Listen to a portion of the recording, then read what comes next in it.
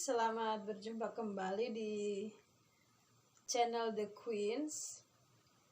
Teman-teman, ternyata beberapa video penjelasan materi bahasa Inggris saya yang sempat saya upload beberapa waktu yang lalu mendapat respon yang lumayan baik dari siswa-siswi saya dan beberapa teman yang ikut menonton di channel The Queens, dan mereka mengirim pesan ke saya untuk meminta bantuan penjelasan beberapa materi bahasa Inggris tertentu yang dengan senang hati akan bersedia saya bantu untuk menjelaskan. Baik, video kali ini saya akan menjelaskan tentang pronouns atau dalam bahasa Indonesia kita sebut dengan kata ganti. Teman-teman tentunya bertanya-tanya kira-kira apa itu pronouns atau yang disebut dengan kata ganti dalam bahasa Indonesia, atau mungkin teman-teman pernah berpikir atau mempertanyakan tentang kata I, me, dan my. Padahal ketiga kata tersebut memiliki arti yang sama, yaitu saya. Dalam bahasa Inggris ya teman-teman. Atau mungkin teman-teman pengen bertanya, kebingungan, pengen sekali bertanya, tapi teman-teman takut dengan guru, takut bertanya, malu bertanya karena takut ditertawakan oleh teman-temannya mungkin. Baiklah, saya akan memberikan sedikit gambaran tentang apa itu kata ganti. Jadi begini teman-teman, kata ganti yang dimaksud, saya berikan contoh supaya teman-teman langsung paham seperti apa pronouns itu yang sebenarnya. Misalnya gini, saya dan teman saya. Saya dan teman saya berarti subjeknya jamak atau plural karena lebih dari satu, ya.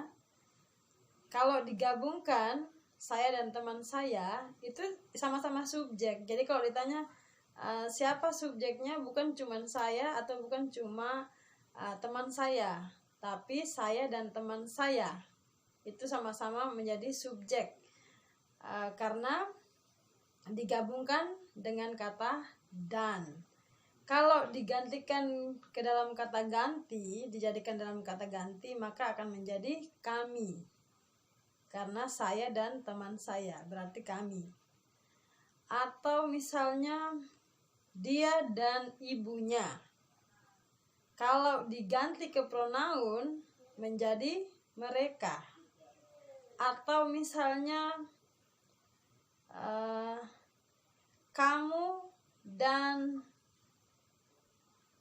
kamu dan sahabatmu. Maka kalau diganti ke pronoun menjadi kalian. Sampai di sini bisa teman-teman? Kemudian mungkin teman-teman pernah membaca dalam sebuah paragraf, misalnya dikasih nama seorang laki-laki, misalkan saya kasih nama Stephen. Di kalimat pertama dalam paragraf tersebut masih dipakai nama orang Stephen, dia laki-laki ya. Kemudian di kalimat kedua dan seterusnya tidak lagi memakai nama Stephen, tapi diganti menjadi he, menjadi him, atau menjadi his. Atau misalnya bukan Stephen, tapi mungkin saya kasih nama perempuan, misalnya Maria. Di kalimat pertama masih menggunakan Maria sebagai subjek di sana, tapi di kalimat-kalimat berikutnya tidak menggunakan Maria lagi, tapi sudah diganti dengan she atau her. Teman-teman mungkin pernah mendengar itu. Nah, kenapa harus menggunakan she, her, atau Stephen tadi menjadi he atau him atau his? Karena dalam bahasa Inggris pronouns sangat dibutuhkan untuk menghindari pengulangan nama yang sama atau subjek yang sama. Jadi teman-teman, materi pronouns sebenarnya tidak hanya satu, tapi ada beberapa jenis pronouns atau kata ganti dalam bahasa Inggris, mungkin sekitar 7 atau 8 jenis. Tapi kita hanya fokus di pronouns yang pertama, yaitu personal pronouns. Apa yang disebut dengan personal pronouns? Jadi pronouns itu sebenarnya berfungsi untuk menggantikan nouns atau kata benda dalam bahasa Inggris, seperti manusia, hewan atau binatang, lalu benda mati, lalu hal-hal yang bersifat abstrak lainnya. Jadi itu adalah fungsi dari pronouns yang sebenarnya. Kemudian dalam personal pronouns kita kenal ada 3 jenis personal pronouns yang ada di sini. Teman-teman bisa lihat ini. Ada subject pronouns, ada object pronouns, ada possessive pronouns. Jadi possessive ini artinya kepunyaan atau kepemilikan. Ini sengaja saya singkat menjadi pro untuk memperpendek kolom ini, jalur ini. Jadi pro ini sebenarnya artinya pronouns ya teman-teman ya. Jadi kenapa harus dipisahkan menjadi subject pronouns, object pronouns, dan possessive? Karena mereka bertiga ini memiliki peran yang berbeda-beda. Jadi ini yang kita kenal dalam personal pronouns.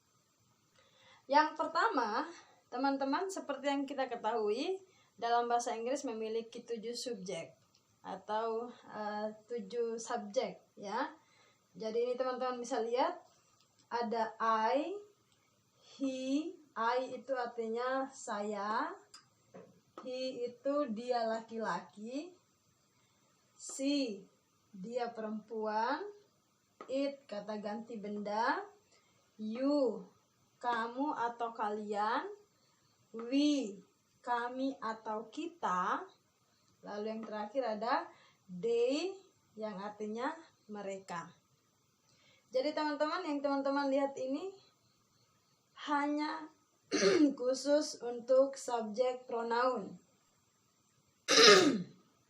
Ya. Artinya apa? Ketujuh subjek pronoun ini hanya bisa dipakai dalam kalimat di posisi subjek. Di posisi subjek.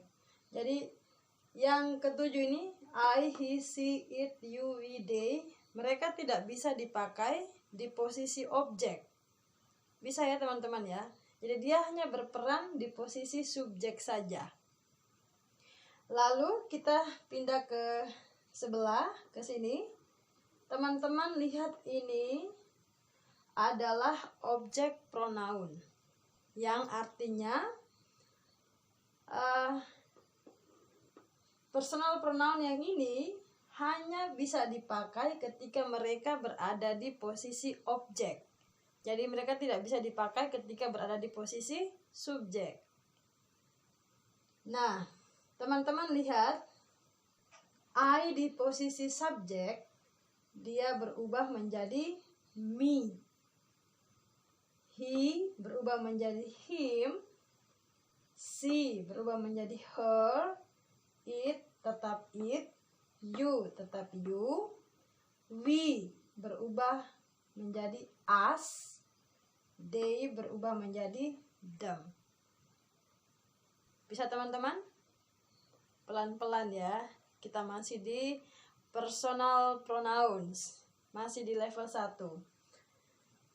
Kemudian di jenis yang ketiga itu ada possessive pronoun. Seperti yang sudah saya katakan tadi, possessive itu artinya kepemilikan atau kepunyaan. Misalnya Bang, saya punya buku saya, atau nama saya punya nama. Itu menyatakan kepemilikan atau kepunyaan ya teman-teman ya. Teman-teman bisa lihat di sini. Tadi di subjek ada I, di objek berubah menjadi me, di possessive pronoun berubah lagi menjadi my. Kemudian he menjadi him, kemudian di possessive berubah menjadi his. Artinya dia laki-laki. She menjadi her, lalu ke possessive tetap her. Itu artinya dia perempuan. It berubah menjadi its, artinya kata ganti benda. You di posisi subjek, objek tetap you, di possessive pronoun berubah menjadi your, artinya kamu atau kalian. We di posisi subjek berubah menjadi us di posisi objek, kemudian berubah menjadi our di posisi possessive pronoun yang artinya kami atau kita. Yang terakhir di posisi subjek ada they, berubah ke posisi objek menjadi them, kemudian berubah lagi ke posisi possessive pronoun menjadi their yang artinya mereka. Sampai di sini teman-teman pahami dulu tabel ini, pembagian ini khusus untuk personal pronouns, agar teman-teman bisa lebih mudah ketika memahami sebuah kalimat, bahkan sebuah paragraf, atau bisa membuat kalimat-kalimat sederhana dengan menggunakan personal pronouns. Baik, saya akan ajarkan bagaimana cara gampang atau cara yang lebih mudah untuk menghafalkan personal pronouns ini, seperti yang sering saya ajarkan ke siswa-siswi saya. Teman-teman bisa tentukan ya, kelima jari ini teman-teman bisa memilih atau menentukan 3 jari mana yang harus digunakan, yang lebih enak dipakai untuk menghafal ini. Jadi saya biasanya menggunakan 3 jari ini. Ibu jari saya pakai untuk subjek pronoun, jari telunjuk saya pakai untuk objek pronoun, dan di jari tengah saya gunakan untuk possessive pronouns. Jadi saya sudah tahu jelas bahwa ini subjek, ini objek, ini possessive. Lalu saya mulai menghafal. Di subjek pronouns untuk saya itu ada I, me, my. I, me, my. Jadi I di posisi subjek, me di posisi objek, my di posisi possessive. Bisa ya teman-teman ya. Lalu lanjut ke yang kedua, ada he, him, his. Lalu ada she, her, her. Lalu ada it, its. Lalu you, your. Lalu we, us, our. Kemudian ada they, them, their. Jadi semuanya lebih gampang karena kita sudah tahu di ibu jari itu ada posisi subjek, di jari telunjuk ada posisi objek, dan di jari tengah ada posisi possessive. Dan itu sangat membantu. Teman-teman silakan mencoba. Lagi-lagi saya minta teman-teman untuk mendisiplinkan diri dalam belajar. Sekarang saya masuk ke contoh bagaimana kita mengaplikasikan personal pronouns ini ke dalam kalimat berbahasa Inggris. Jadi saya kasihkan contoh teman-teman sambil kita merujuk ke tabel ini. Saya kasih contoh yang pertama. Misalnya kita pakai subjek I ya. Jadi ada I, saya, mencintai kamu. I love you. Teman-teman, kita hanya fokus di subjek dan objek. Jadi kita lihat, seperti kita tahu, ini adalah subjek, lalu ini adalah objek. Kita cross check apakah benar kalimat ini. Kita lihat, ini kalimat ini artinya saya cinta kamu, ya. Jadi saya di posisi subjek, kamu di posisi objek. Sekarang kita cross check, teman-teman. Silakan lihat ke tabel. Apakah benar saya di posisi subjek itu menggunakan I? Kita lihat, ternyata yes, benar ya. Jadi di subjek saya itu harus memakai I. Kemudian kita lihat lagi di posisi objek, kamu dalam di posisi objek apakah benar memakai you? Kita cross check objek pronouns dari kamu. Iya, benar. Kita masih tetap pakai you. Jadi kalimat ini benar. Bagaimana ketika kita membalikkan?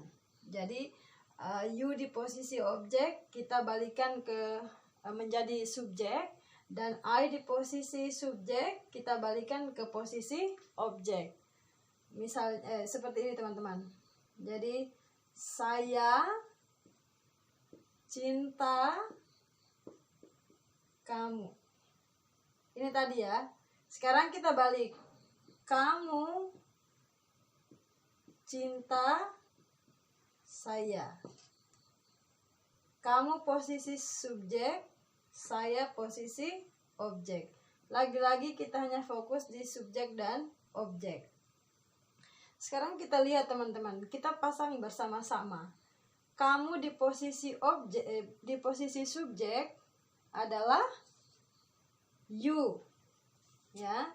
Jadi kita lihat kalimatnya menjadi you cinta, tadi tetap you love.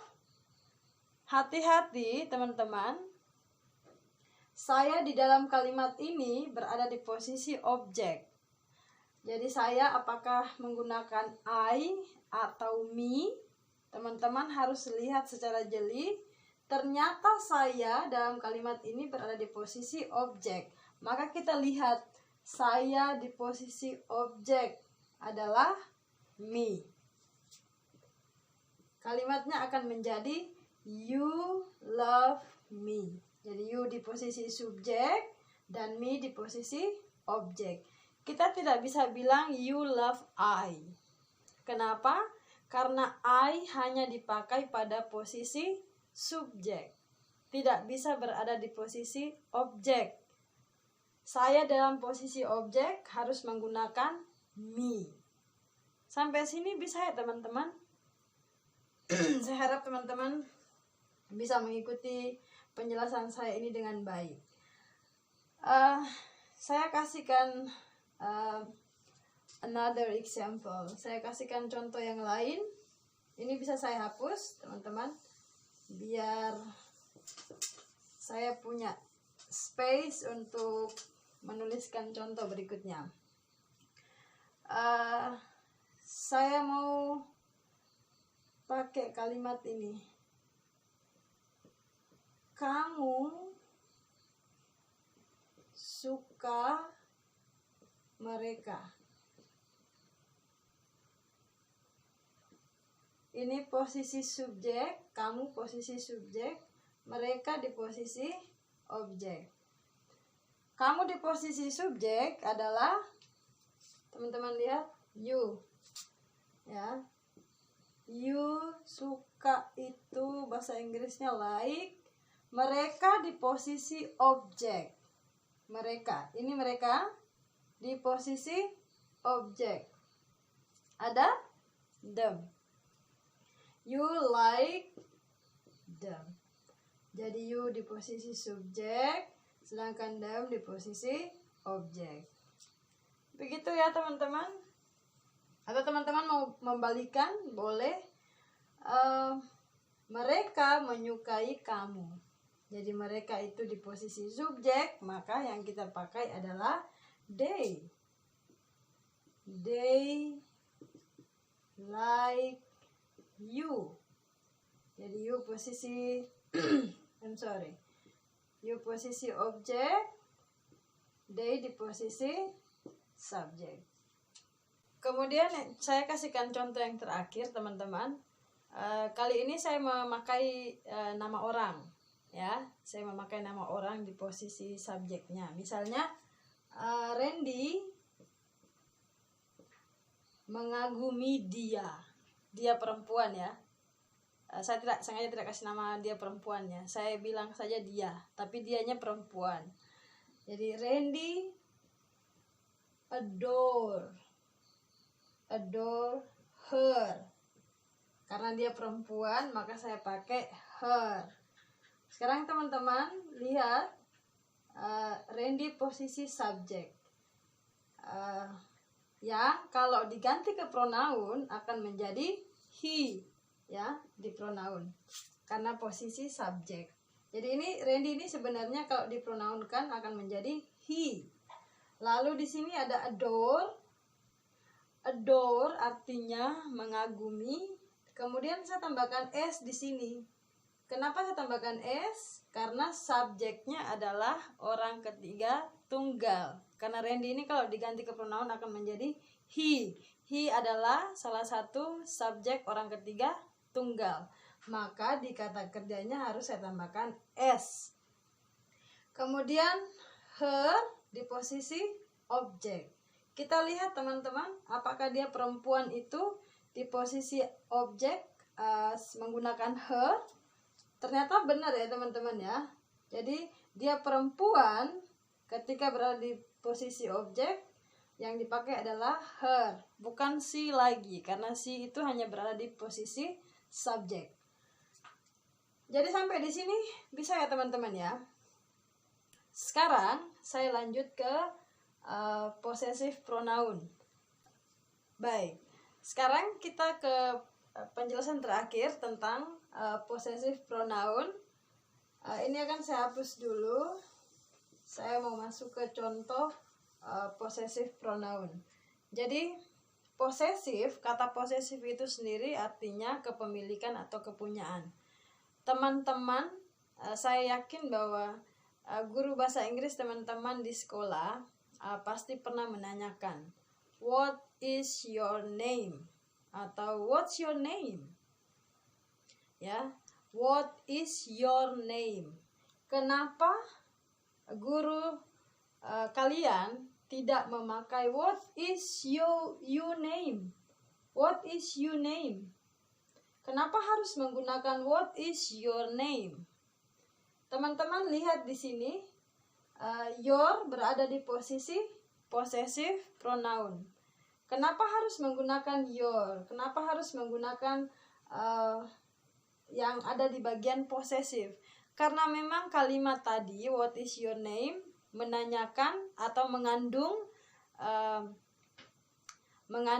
unsur kepemilikan atau kepunyaan. Jadi kalau ditanya what is your name, itu artinya siapa nama kamu, atau nama kamu siapa, siapa kamu punya nama, ya. Jadi kalimat itu mengandung unsur kepemilikan atau kepunyaan. Kemudian kita menjawab, my name is G misalnya. My name is G. Dia pakai my. Kenapa harus my? Kenapa tidak bisa bilang I name is G? Kenapa tidak bisa bilang me name is G? Karena memang bukan porsinya dia. Bukan berada di posisi subjek atau bukan berada di posisi objek. Tapi kalimat tersebut karena mengandung unsur kepemilikan atau kepunyaan, maka yang harus dipakai adalah possessive pronoun. Sehingga kita harus menjawab my name is G. Begitu ya teman-teman. Saya sangat berharap penjelasan sederhana ini bisa dipahami dengan baik, sehingga berlanjut ke materi pronouns yang berikutnya, teman-teman sudah memiliki bayangan yang cukup. Demikian teman-teman penjelasan saya. I really hope that you get my explanation today about pronouns. Ini sangat simple, personal pronouns. Saya sangat berharap teman-teman bisa memahami dengan baik, sehingga lanjut ke materi pronouns yang berikutnya di level yang lebih tinggi, teman-teman sudah punya dasar yang baik. I think it's enough for today. Kedepannya, misalnya teman-teman memiliki pertanyaan atau membutuhkan penjelasan lanjutan tentang materi-materi bahasa Inggris tertentu, teman-teman bisa mengirimkan pesan ke saya dan akan saya bikinkan video penjelasan di channel YouTube The Queens. Please subscribe, like, comment, and share agar makin banyak teman-teman yang ikut terbantu dalam memahami materi-materi bahasa Inggris tertentu yang saya bantu jelaskan di dalam konten The Queens tersebut. Sehat selalu di tengah pandemi ini, tetap semangat, dan sampai jumpa di video-video berikutnya. Thank you.